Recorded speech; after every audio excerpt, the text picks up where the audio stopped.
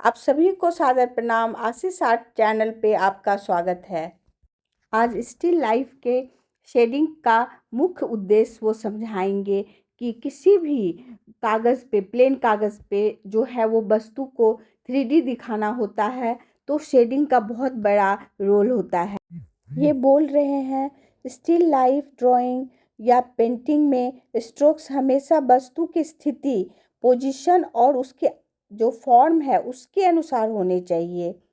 Art में इसे directional strokes भी बोलते हैं।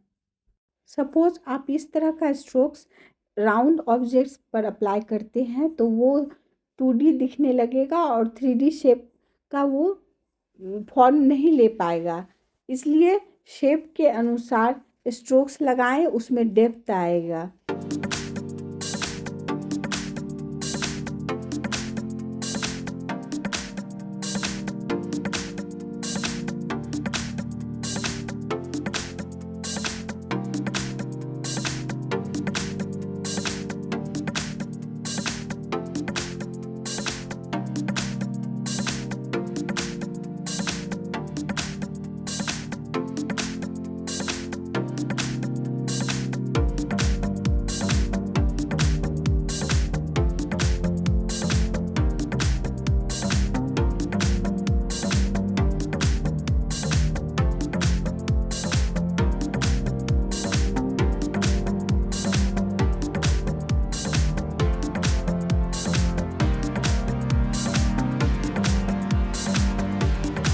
अगर आप किसी भी आर्ट को रियलिस्टिक फॉर्म में दिखाना चाहते हैं तो उसके हमेशा उसके फ्लो में ही स्ट्रक्चर के अनुसार ही स्ट्रोक्स लगाएं।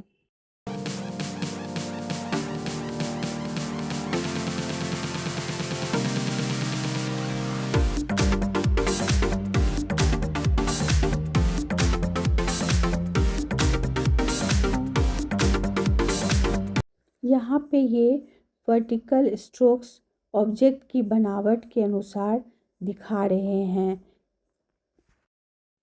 अगर आप अपनी आर्ट को लाइव बनाना चाहते हैं तो रियलिस्टिक बनाने के लिए हमेशा उस ऑब्जेक्ट्स के फ्लो और स्ट्रक्चर के अनुसार ही स्ट्रोक्स लगाएं।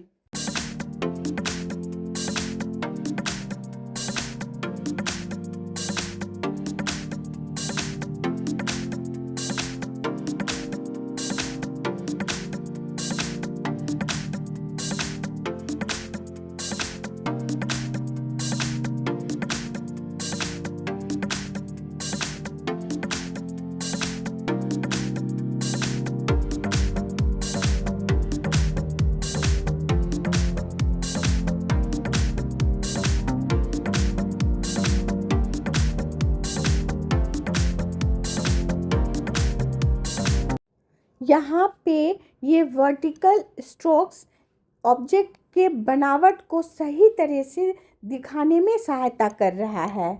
स्ट्रोक्स के साथ साथ जो है शेडिंग का भी बहुत ज़्यादा ध्यान रखें।